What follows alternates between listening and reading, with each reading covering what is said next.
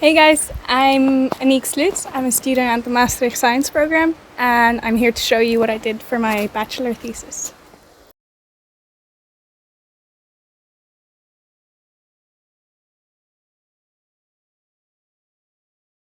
Imagine going beneath the ocean waves and encountering a vibrant, colourful coral reef, home to countless species, each playing a crucial role in balancing the ecosystem. Yet this beauty is in danger.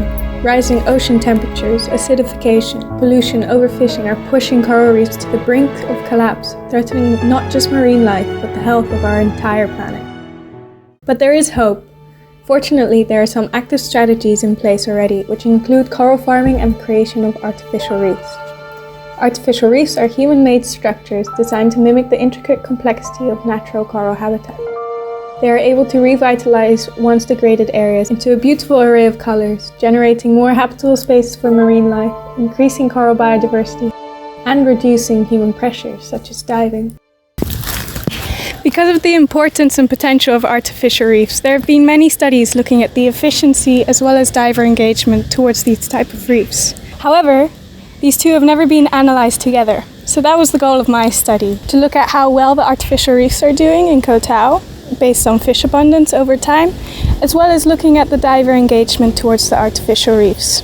I'm currently in Koh Tao, a diving hotspot in Southeast Asia, an island which relies heavily on tourism, especially diving tourism, to keep their economy going. Understanding the value of artificial reefs, several companies, as well as the Thai Department of Marine and Coastal Resources, have deployed several different kinds of artificial reefs, making this island the perfect place for me to do my study. So what did I do? I started with collecting the ecological data, which pretty much entailed just counting fish, as fish can tell a lot about the state of the reefs. In order to be able to do this accurately and safely, I first had to get a month of training. With the help of 5 others who also joined the internship at Global Reef, we learned how to identify fish and also how to dive safely and skillfully so that we could do 2 things at once: count fish and also not touch any coral, as touching them could damage them. By the end of the month, we were ready to do our first data collections. For this part of the study, I looked at 3 different sites that encompassed 4 artificial reefs, chosen based on their closeness to a natural reef. 3 of these artificial reefs were shipwrecks, and 1 consisted of hollow concrete cubes that were stacked on top of each other. What we would do at each site depended on the site. At the shipwrecks, as a pair, we would slowly swim around the side of the shipwreck. Slowly so that we could count every fish at a 5-meter radius. It would take around 8 minutes to swim around the wreck. Then, at the cubes, we would apply the same method, swimming around the site slowly, at the same speed of swimming at the wreck, and count the fish. And then, the same with the natural reefs. If the natural site was a pinnacle, then we'd swim around the pinnacle for 8 minutes, which would encompass most of the site. One of the sites was a flat reef rather than a pinnacle, and so we would swim along an invisible line across the reef for 8 minutes.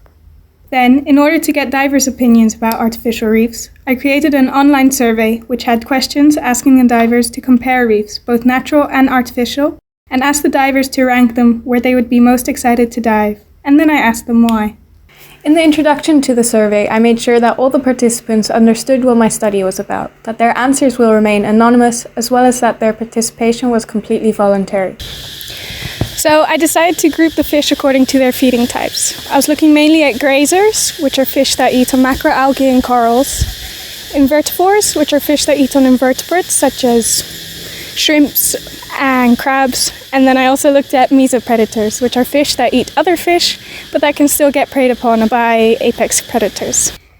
What did I find out? Artificial reefs do not mimic natural reefs very well. They are too different in structure, complexity, and heterogeneity, causing different fish to get attracted to different artificial reefs.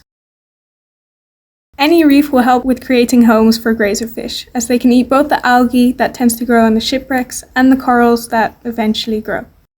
The cubes and shipwrecks are good at attracting invertebrores, which are also the type of fish which get fished the most. And so they can be useful when looking to help with the management of local fisheries. All in all, what this means is that artificial reefs need to get deployed strategically, according to what an area needs. So, looking at the results of the diver survey, what I found out was what attracts most divers to a site is the marine life that is there. So that is the fish, or the invertebrates, as well as the corals. And that makes sense because divers usually go diving to get submerged with nature, quite literally. However, if we start looking at the artificial reefs, a lot of divers really love diving at wrecks, especially those with a story behind it or a historical context. That is point number one. Next, it was very important for divers if there's novelty, if there's a new sight. As well as that, aesthetics played an important role, as well as uniqueness of a site. Both aesthetics and uniqueness creates an intense emotional reaction to a place and makes the experience more memorable. All in all, if we incorporate novelty, aesthetics, uniqueness, and storytelling into a common domain, we come to the conclusion that art is very important when looking to increase diver engagement with artificial reefs. Because not only will it elicit a stronger emotional response, so that the divers are more willing to engage in the subject and perhaps learn about the importance of coral reefs, but it also allows for the incorporation of so many more people into the process, such as during the designing process or the construction phase. So, what can we conclude? Well, different artificial reefs serve different purposes, whether that is attracting certain marine life or in engaging divers, and sometimes they can overlap. In harnessing this potential of artificial reefs, we can cultivate vibrant marine ecosystems that can not only help save coral reefs, but also enrich human experiences, ensuring a sustainable and balanced future for our oceans.